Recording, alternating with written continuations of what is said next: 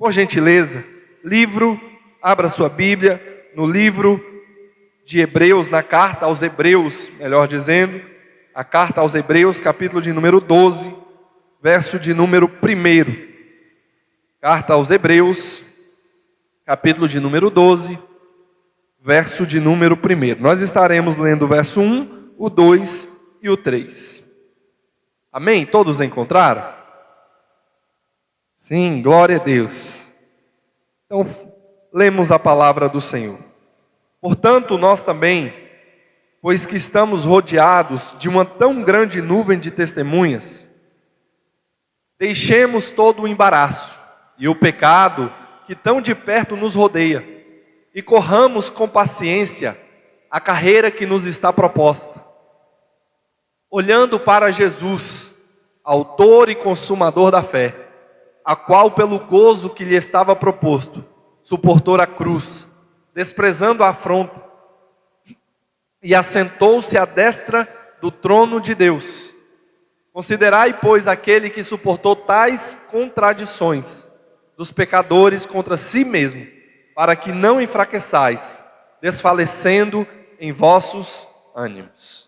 Amém, querido? Somente até aí. Curva a sua cabeça. Pai, que nessa noite nós possamos entender a Tua palavra, Pai. Que Deus, entendendo a Tua palavra, nós possamos colocá-la em prática. Deus, possamos viver a Tua palavra. Oh Deus, que nós possamos, Senhor Jesus, praticar a Tua lei. Deus, que a Tua palavra venha ser o nosso estilo de vida, Pai. Oh Deus, que Senhor Jesus, aplicando a Tua palavra em nossas vidas, nós possamos ir ao mundo e proclamar as Tuas boas novas. Fala aos corações nessa noite. Fala à Tua igreja e nos leva a uma vida de total entrega. E Senhor Jesus, que o Senhor seja glorificado mais uma vez nessa noite, em nome de Jesus. Podeis assentar? Amém, queridos?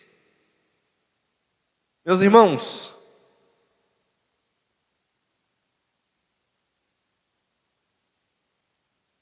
queridos, só para reiterar que o pastor Lúcio já avisou, né, os irmãos que participam, que já estão participando do DNA, quarta-feira, às 19h30,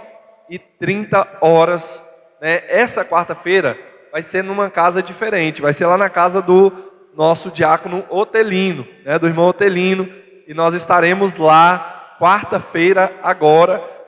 Tem uma recomendação, né, levar um agasalho, porque é lá na área, né, então leve um agasalho, amém? E vai ser uma bênção, estaremos lá aprendendo mais da palavra de Deus. Esses dias estão bem frios, né? Eu acho que em todas as casas não está fácil, mas né, nós estaremos lá adorando e aprendendo mais da palavra do Senhor. Amém, queridos? Então vamos à palavra de Deus nessa noite. Meus irmãos, nós fizemos a leitura do texto de referência do escritor aos Hebreus. O livro aos Hebreus, ele tem por título aos Hebreus, por quê? Porque ele foi destinado ao povo de Israel, à nação de Israel, aos hebreus, né? A nação hebreia. Por que a nação de Israel também é chamado de hebreu? Nós conhecemos eles como hebreus, como israelitas e como judeus, né? A nação de Israel, elas são conhecidas por essas três características, né? A primeira característica, ou nome, né, nomenclatura, que é chamado, é de hebreus, porque da descendência de Adão veio Éber, né? E Éber em Abraão, né, esse povo ficou conhecido como povo hebreu. Então, por isso também é chamado de hebreus. Segunda nomenclatura, por que também é chamado de israelitas? Né? Porque nós sabemos que Jacó teve uma luta com o anjo, né? Lutou com Deus e prevaleceu. E ali agora, Deus muda o nome de Jacó para Israel. E faz agora uma nação, um povo, né? Do qual ele vai se mostrar a todas as nações, a todo mundo. Né? Então, por isso também eles recebem essa nomenclatura do povo de Israel, do povo da aliança, da descendência né, que a descendência de Abraão, que agora em Jacó, Deus faz essa aliança com Jacó. E por terceiro, Jesus ele vem por uma tribo, né, que nós conhecemos. Ele é o leão da tribo de Judá. Então Judá foi um dos 12 filhos de Jacó. Jacó teve 12 filhos, e um dos filhos foi Judá, o terceiro, né? Os dois primeiros seria Rúben e o outro eu esqueci agora, meu querido, né? Mas eram dois. E esses dois filhos perderam, né, o direito da primogenitura, ou esse direito da linhagem messiânica, porque cometeram algo que foi algo vil, algo que Deus não ordenou que eles fizessem. E se eu não me engano, foi Rúben e Naftali, né? Mas esses dois perderam esse direito. E aí, agora, o terceiro filho, do qual é Judá, ele agora é escolhido por Deus para que da raiz dele nascesse o Messias que viria salvar a humanidade. Amém, queridos? Então, por isso que eles recebem essa nomenclatura. E aí nós nos deparamos com esse livro que é escrito. Esse livro que é escrito agora a esse povo, destinado aos judeus, destinado, né, à nação escolhida por Deus para que o Messias viesse. E esse livro não tem um escritor conhecido. Ele faz parte do cânon, né, da escritura sagrada, de todas as cartas agora que estão reunidas no Novo Testamento. E ele tem por objetivo falar aos irmãos que por algum motivo estavam deixando a fé, estavam desistindo da caminhada, estavam abrindo mão de servir a Deus por falsas doutrinas, falsos ensinos, e muitas das vezes querendo voltar aos velhos rudimentos do judaísmo. Por isso que o escritor aos Hebreus, ele faz comparações exaustivas sobre a religião judaica e nós que agora somos filhos de Deus. Amém? Os irmãos estão entendendo? Glória a Deus. Então, nós lemos que o autor aos Hebreus está propondo agora para nós, né, no capítulo de número 12, verso de número 1, ele está propondo para nós uma jornada. Ele está falando para nós que nós vamos viver nessa vida um propósito dessa vida. Nós temos um propósito e temos uma maratona a percorrer. Uma caminhada, uma jornada longa, porque a Bíblia, a palavra de Deus diz que nós somos peregrinos nessa terra. Peregrino é aquele que não tem não tem morada fixa. Ele está caminhando, ele está de passagem, ele é um estrangeiro, né? E ele está em uma jornada. Eu e você estamos aqui neste mundo, mas a palavra de Deus diz que nós não somos deste mundo. Nós estamos trilhando uma jornada. Nascemos, crescemos, envelhecemos, e todo o ser humano, de Adão até nós, até esse povo que ainda não foi arrebatado, todos passaram pela morte. Todos morreram, cumpriram a sua jornada. Como o apóstolo Paulo assim diz: eu combati o meu bom combate, eu acabei a carreira e agora eu estou guardando a fé. Agora a minha jornada foi cumprida. Mas ei, vocês que vão ficar aí, dê continuidade. Sigam a jornada, cumpram o propósito da vida de vocês, glorifique a Deus através da vida de vocês, nos relacionamentos, na vida diária com as pessoas, que nós possamos estar glorificando a Deus através das nossas vidas. Amém, queridos? Só que o escritor aos Hebreus, ele vai dizer que essa jornada da vida, ele vai fazer uma comparação. No capítulo 12, verso 1, olha o que ele vai dizer: portanto nós também. Quando ele fala portanto nós também, ele está citando algo que ele já falou anteriormente, no capítulo de número 11, né, do qual está a galeria dos heróis da fé, do qual ele vai dizer, né, que homens doaram as suas vidas, entregaram as suas vidas, para que o reino de Deus fosse avante, para que eles cumprissem o propósito da vida deles. Olha no final do capítulo 11, verso de número 39. Ele vai falar sobre vários homens e mulheres que viveram uma vida para a glória de Deus. Vamos começar, primeiramente, no capítulo de número 11, verso de número 4. Ele começa dizendo o seguinte, pela fé, Abel ofereceu a Deus maior sacrifício do que Caim, pelo qual alcançou testemunho, que era justo, dando a Deus testemunho dos seus dons, e por ela, depois de morto, ainda fala. Pela fé, Enoque, pela fé, capítulo 5, pela fé, Enoque, capítulo 6, sem fé é impossível agradar a Deus. Aí, versículo de número 7, pela fé, Enoque, versículo de número 8, pela fé, Abraão, versículo de número 9, pela fé habitou a terra, né? E versículo de número 11, pela fé também, mesma Sara recebeu a virtude de conceder e deu à luz.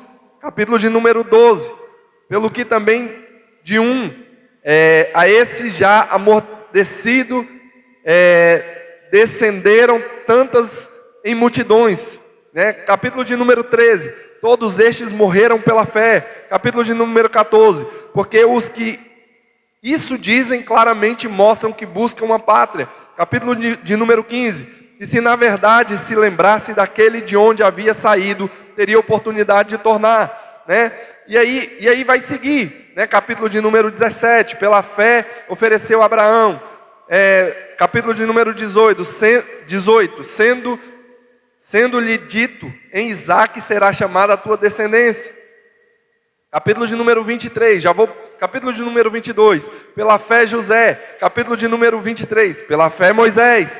Capítulo de número 28, pela fé celebrou a Páscoa. Capítulo de número 35, as mulheres receberam pela ressurreição. Capítulo de número 36, e outros experimentaram escárnios, açoite e as cadeias e prisões, e foram apedrejados. Capítulo de número 38, homens dos quais o mundo não era digno, errantes pelos desertos e montes, e pelas covas e cavernas da terra. Versículo de número 39, e todos estes, tendo tido testemunho pela fé, não alcançaram a promessa, provendo Deus alguma coisa melhor a nosso respeito, para que eles sem nós não fossem aperfeiçoados. Aqui, queridos, o capítulo de número 11, eu tentei correr aqui, para vocês verem, que aqui o escritor aos Hebreus vai fazer uma galeria de homens, dos quais ele mesmo cita, homens dos quais o mundo não era digno, homens que viveram uma vida para a glória de Deus, homens que se doaram, que se entregaram para cumprir o seu propósito de vida. E o escritor aos Hebreus começa dizendo, capítulo de número 12, verso 1, olha o que ele começa dizendo: portanto nós também, portanto irmão, portanto membro da Realizar, vocês também agora, pois que estamos rodeados de uma tão grande nuvem de testemunhas. O que é essa tão grande nuvem de testemunhas? O capítulo de número 11, ele vai dizer quais são essas testemunhas. Ele começa do primeiro justo, Abel, dizendo que Abel morreu, e ele não deixou o seu sacrifício em vão, ele glorificou a Deus na sua vida, ele adorou ao Senhor. Em Abel se mostrou como nós deveríamos adorar a Deus. E Abel agora é o precursor da adoração a Deus. E agora nós estamos rodeados de uma tão grande nuvem de testemunho, do qual Abel é o primeiro que está lá. Mas depois de Abel, veio outros homens, né, que adoraram a Deus. Depois de Abel, veio um chamado Enoque, que andou com Deus, do qual este mundo não era digno deste homem, porque ele tinha tamanha intimidade com Deus, que ele andava e falava diretamente com Deus, do qual Deus o tomou para si. Viveu Enoque 365 anos, e Deus o tomou para si. Fazendo a alusão, por que 365 anos? Porque faz referência clara da quantidade de dias que nós temos em um ano. Enoque andou com Deus 365 anos. E Deus agora o tomou para si. Esse Enoque, ele foi um homem do qual vivia diante da face de Deus. Mas depois de Enoque veio um homem chamado Noé. Um homem chamado Noé que ouviu a voz de Deus e falou para Noé: Noé, ó, constrói uma arca. Porque esse mundo está cheirando mal. O que os homens estão fazendo, a depravação, ela é algo total e generalizada. E eu vou destruir tudo, ô Noé. Mas Noé, eu olhei e vi um justo. Eu olhei do céu e achei um homem segundo o meu coração. Um homem justo. E agora, em Noé, Deus preserva a humanidade. A geração de Noé, a geração pré-diluviana, todos eles foram mortos. Todos eles foram extintos da terra, porque viveram uma vida de depravação total, segundo as suas inclinações, segundo as suas paixões. E Deus destruiu com tudo. Apenas um homem, chamado Noé, juntamente com a sua família. Porque o nosso Deus é um Deus de família.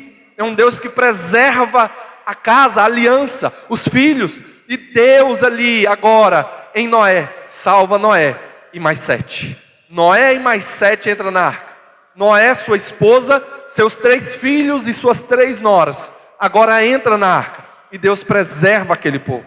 Então nós estamos rodeados de uma tão grande nuvem de testemunho, do qual Caim está lá, do qual Enoque está lá, do qual Noé está lá, mas do qual também um homem chamado Abraão, que ouviu Deus falar: Abraão, sai da tua terra, do meio da tua parentela, e vai para a terra que eu te mostrarei, e de ti, Abraão, eu farei uma grande nação, e se tu, Abraão, uma bênção. Deus faz uma promessa com Abraão: Abraão, sai da tua terra, sai do meio dos teus, sai do meio do teu povo, sai do meio dos deuses que você adora, do paganismo que você adora, Abraão. Ei, ouça a minha voz, ouça a minha instrução. E Abraão ouviu a voz de Deus e seguiu. Abraão ouviu a voz de Deus e caminhou. Querido, eu e você hoje temos nas mãos a voz de Deus, a palavra de Deus. E que nós possamos, em semelhança a Abraão, ouvir e sermos praticantes da palavra de Deus. Porque isso é agradável a Deus. Porque Abraão foi conhecido como o pai da fé. Ele foi conhecido como amigo de Deus. Porque ouviu e praticou a palavra de Deus. Amém, queridos? Então, nessa grande nuvem de testemunhas, o patriarca Abraão está lá. O patriarca Isaac, o patriarca Jacó, eles estão lá. Eles cumpriram o propósito de vida deles. Ele vai, agora o escritor aos Hebreus, comparar a nossa vida a uma corrida longa, a uma jornada, a uma maratona. E não uma corrida de curta distância.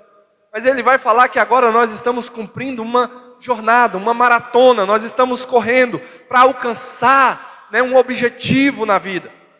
Não é uma corrida rápida, um sprint mais conhecido, mas nós estamos percorrendo uma maratona, uma jornada nessa terra.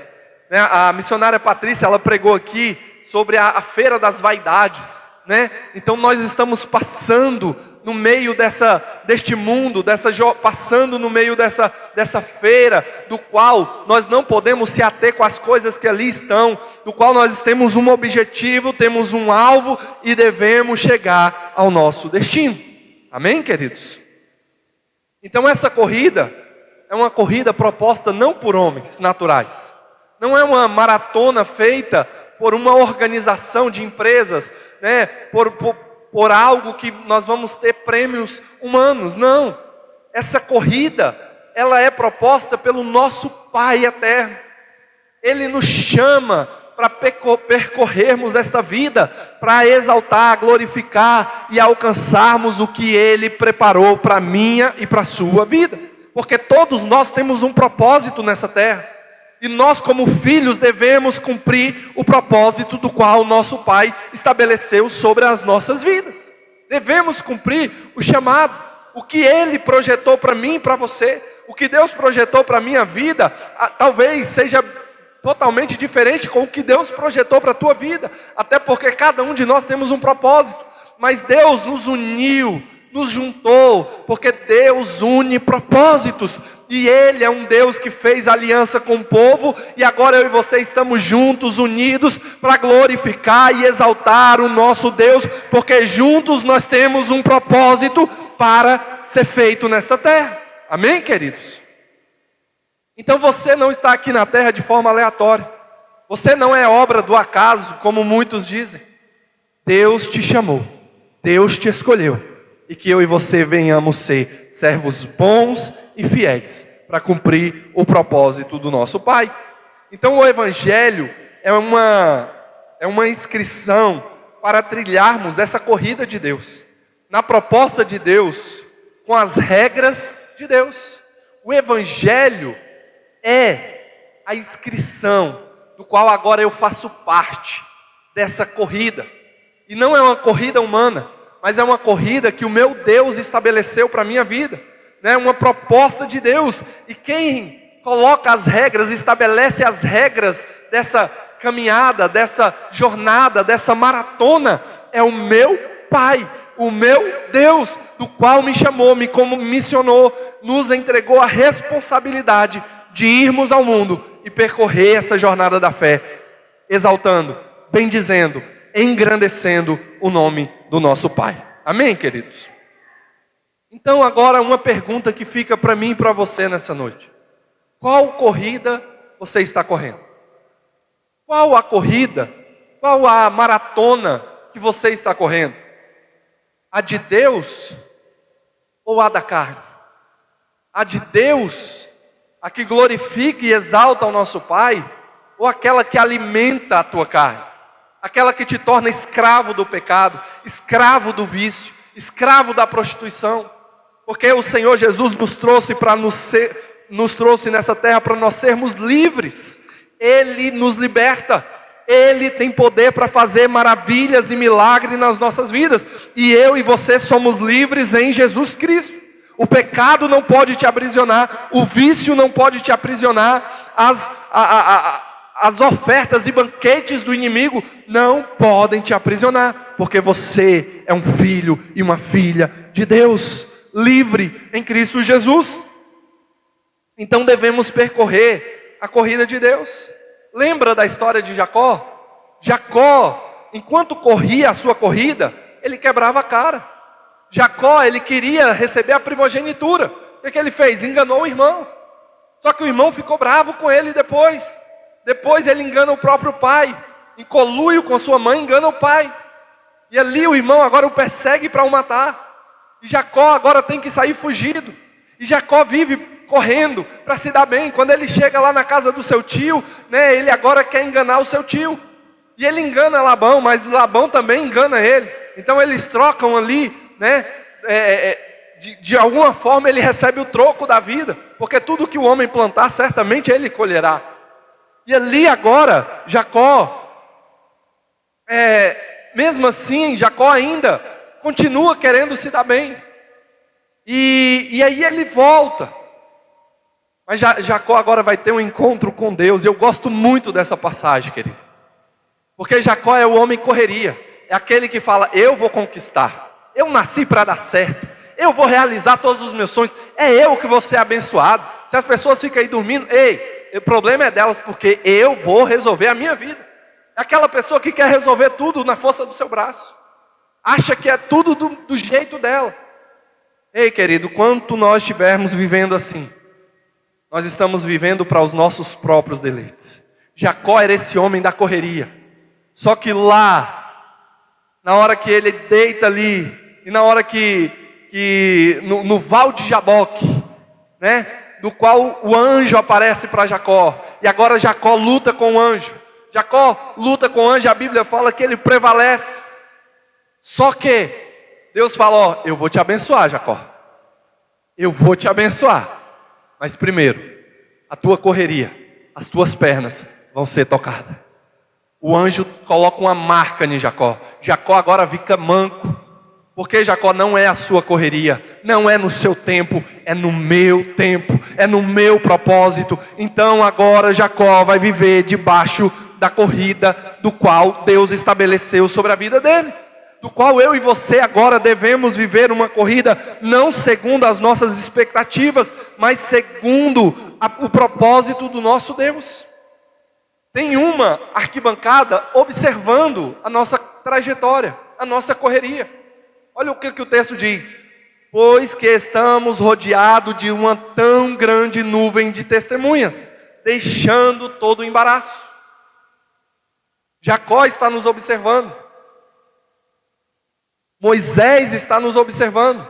Elias está nos observando. Tem uma grande nuvem de testemunhos que passaram, que cumpriram seu propósito nessa terra e agora está nos observando.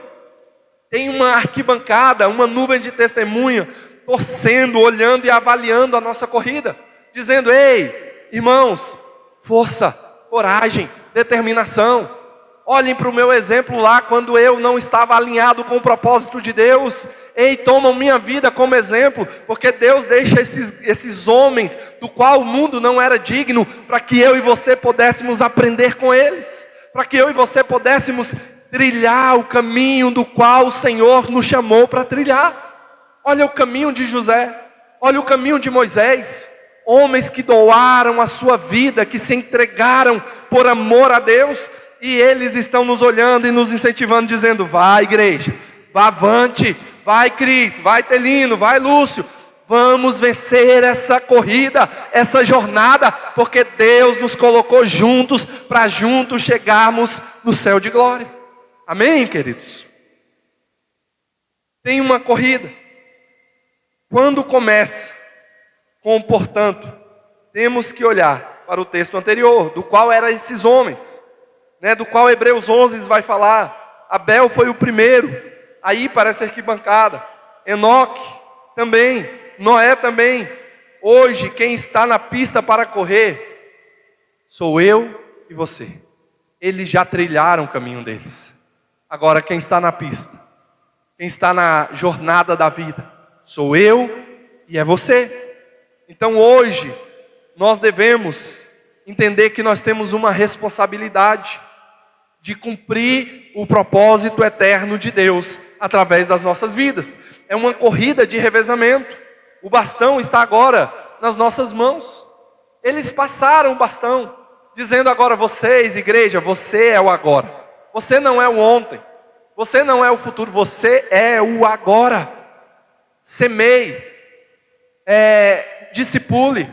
Ei, façam discípulos. Amem uns aos outros, glorifiquem a Deus para que o Evangelho avance, que vidas alcance a glória e a misericórdia do nosso Senhor.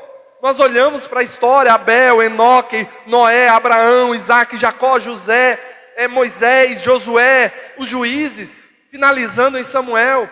Samuel ali fecha os juízes, aí começa o reinado em Israel, através de Saul, aí vem Davi, aí vem Salomão, aí vem reino do norte, reino do sul, vem todos os profetas, aí vem um homem chamado João Batista, aí João Batista prepara o caminho do Messias, agora vem o Salvador do mundo, ele vem e divide o mundo, antes e depois dele. Jesus, ele veio para nos salvar, ele veio para nos transformar. Assim, querido, presta bem atenção nisso, Jesus salvou toda a humanidade, todo aquele que nele creu, todo aquele que nele confiou, esse foi salvo. Como que era a salvação lá no Antigo Testamento? A salvação no Antigo Testamento, querido, também era graça. Também foi pela graça. Eu e você somos salvos hoje mediante a graça de Deus. Só que lá no Antigo Testamento eles também foram salvos pela graça. A diferença é porque eles acreditavam no Messias que viria. Eles olhavam para o futuro. Eles olhavam para aquilo que ainda ia acontecer. Abraão viu o dia do Senhor e se alegrou. Abraão viu o Messias que viria. Isaías vai dizer: ei, ele é o servo de dores. Ele é o servo sofredor. Ei, pelas pisaduras dele, eu e você vamos ser sarados. Isaías é o maior profeta messiânico apontando o Messias que viria. E todo ser humano foi salvo mediante Jesus. Só que qual é a diferença deles para nós hoje? Hoje nós somos salvos olhando para o passado. Nós somos salvos olhando pelo sacrifício que ele não iria, melhor dizendo, porque eles acreditavam que ele iria fazer o sacrifício. E eu e você hoje acreditamos no sacrifício que foi consumado, no sacrifício que foi feito. Nós olhamos para trás e lembramos, ele morreu na cruz para nos salvar, nos purificar, e pela graça, pela misericórdia, pela bondade dele, eu e você hoje somos salvos. Somos salvos por ele. Então a única diferença é porque eles olhavam para o futuro, eu e você olhamos para o passado. Olhamos pelo que ele já fez por nós. E eu e você fomos salvos. Jesus vem, divide a história, só que ele é a semelhança de Elias, né? Que Elias é comparado com, ou melhor dizendo, João Batista é comparado com Elias, porque João Batista apontava para Jesus, João Batista deixou sucessores, assim, né, como Elias deixou Eliseu, né, deixou um homem para cumprir o propósito, e João Batista agora diz, passou o bastão e falou, agora esse aí é o Cordeiro de Deus que tira o pecado do mundo. Olhem para ele, sigam a ele, convém que ele cresça e que eu diminua. Olhem para ele, porque João Batista apontou para o Messias, a semelhança de Elias. E agora, queridos, Jesus veio, salva a humanidade, só que ele deixa os seus apóstolos, os seus representantes, ele passa o bastão dele e diz, agora vão, façam discípulos de todas as nações, batizando em nome do Pai, do Filho e do Espírito Santo. Vão ao mundo, e esses homens, do qual também o mundo não era digno, chacoalharam este mundo de ponta cabeça. Teve um homem chamado apóstolo Paulo, que viajou de a pé, 3 viagens missionárias, falando, abrindo igreja, proclamando o evangelho, fazendo a obra de Deus com amor, com dedicação. Esse homem ajudou a chacoalhar o mundo. E aí, queridos, os apóstolos passaram, foram mortos, muitos pelo viés do martírio. Apenas João vai ser exilado na ilha de Patmos. E aí nós vamos ver que eles se vão, mas vem uma nova geração, vem um novo povo. Aí temos a patrística, né, que através de Agostinho de Hipona, sendo um dos homens, os pais da igreja. A patrística é os pais da igreja, aqueles que não se venderam, não negociaram a sua fé, mas viveram para a glória de Deus. E aí depois nós vamos ver a história, que a igreja se perde. Aí vem um homem chamado Jerônimo Savonarola, contestando os absurdos. Ele é morto por causa de contestar o que estava acontecendo no meio da igreja. Depois vem um monge augustiniano chamado Martinho Lutero. Ele protesta dizendo, a igreja está perdida, né? A igreja precisa ter uma reforma, a igreja precisa se voltar ao verdadeiro evangelho, porque toda vez, querido, que a igreja se perde, Deus levanta um profeta, um reformador, uma voz para dizer, ei, arrependam-se, volte à verdade da palavra de Deus. Amém? Então, querido, depois de Lutero, nós vamos observar que vem João Calvino, John Knox, John Wesley, Spurgeon, considerado o príncipe dos pregadores, os missionários suecos que vieram para o Brasil depois do avivamento. Dois homens chamados Daniel Berg e Gunnar Wing, abrem a Assembleia de Deus no Brasil, os precursores da Assembleia de Deus. Depois Paulo Leivas Macalão, do qual nós cantamos aqui vários hinos na harpa cristã, né? De quem? Autoria do pastor Paulo Leivas Macalão. E na nossa história, querido, pastores como pastor Miguel, pastor Euribes, que já foram, né? Pastor Abides, né? Que passaram na nossa vida e que falaram, eu cumpri meu propósito, agora o bastão está na mão de vocês. Ei, homens que hoje ainda estão em campo, né? Como Billy Graham, que também falou, estou passando o bastão. Eu estou passando o bastão porque agora é a vez de vocês. Aí nós, na nossa geração, nós temos John Stott, pastor Hernandes Dias, né? Temos grandes homens de Deus que estão já velhinhos e estão dizendo assim, ei, próxima geração, cadê vocês? Cadê a igreja? para cumprir o propósito de vocês. Agora é a vez de vocês, porque tem uma grande nuvem de testemunho dizendo: se levante, cumpra o teu chamado, cumpra o teu propósito, porque nós estamos em uma missão para o reino de Deus. E o que nos atrapalha nessa missão? Tem duas coisas. Primeiro, o pecado. E segunda coisa, o peso. O pecado é aquilo que é ilegal. É aquilo que quebra a aliança com Deus. É como na corrida, é feito um exame, o exame anti-doping, né? Na corrida, para os atletas correrem, primeiro eles têm que fazer um exame para ver se não tem nenhuma, se eles não estão usando nenhum, algo que possa, de alguma forma, deixar eles mais com vantagem em relação aos outros, mais forte, ter hormônios ali que façam com que ele esteja em vantagem com os outros, O pecado é isso, é uma deformidade daquilo que é natural.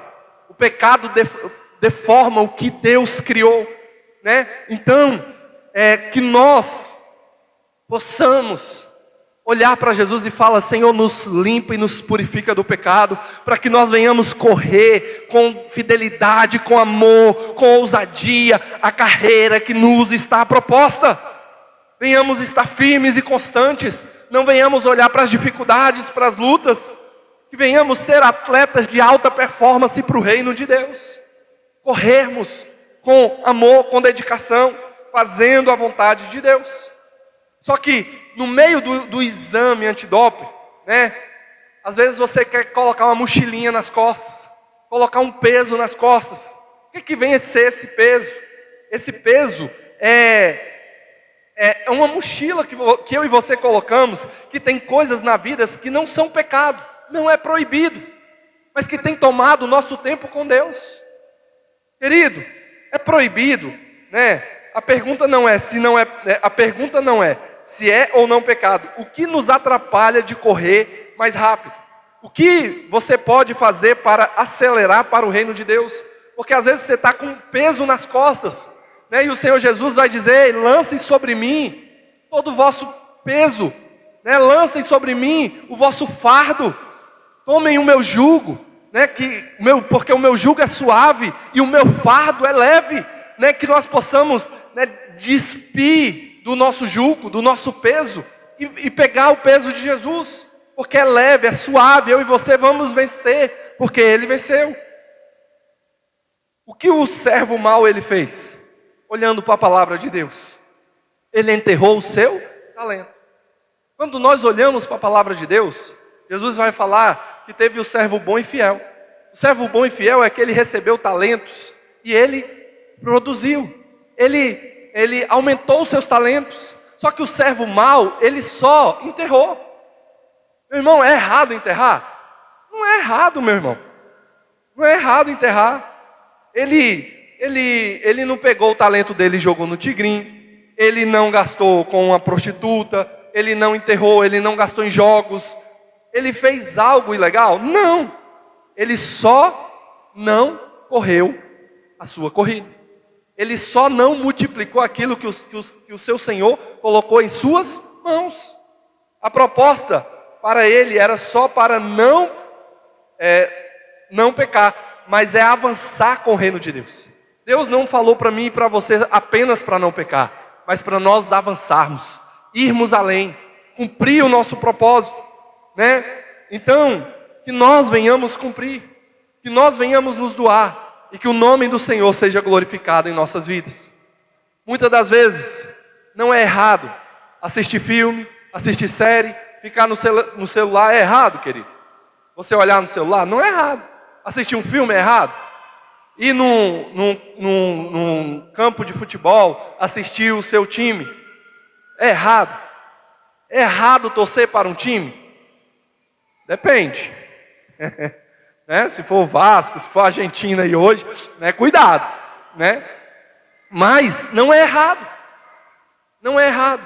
Mas isso é um peso que às vezes nos para, porque eu e você temos uma missão a cumprir, temos um propósito a cumprir, só que aí fica 10 horas no celular, 2 horas assistindo série, 2 horas batendo papo à toa. E sendo que o Senhor nos chamou para cumprirmos e combatermos o bom combate da fé. Então, queridos, que venhamos cumprir o nosso propósito. Que venhamos viver, porque nós estamos rodeados de uma grande nuvem de testemunho. Agora é a nossa vez de irmos ao mundo e pregar o Evangelho. Amém, querido? Você entendeu essa palavra nessa noite?